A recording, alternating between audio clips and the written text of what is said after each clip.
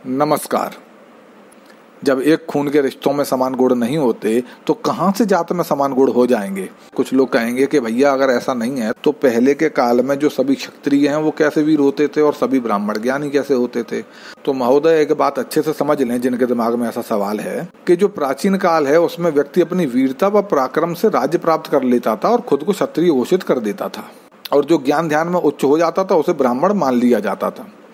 यह बिल्कुल ऐसा ही है जैसा कि कोई आज फौज में जाकर खुद को फौजी कहने का अधिकार रखने लगता है और कोई डॉक्टरी करके खुद को डॉक्टर कहने का अधिकार रखता है। अब मान लो 100 साल बाद यदि ऐसा चलन चल जाए कि फौजी के बच्चे अपने नाम के साथ फौजी उपनाम लगाने लगे, उनका पेशा कुछ और हो लेकिन नाम में भी फौजी ही लगाएं, फिर वह फौजी होने पर गर्व करने लगे और कहने लगे कि देश का इतिहास उठाकर देखो कि फौजियों ने ही देश के लिए बलिदान किया है, इससे साबित है कि फौजी महान है, मैं महान हूँ, तो ये मूर्खता ही तो कही जाएगी।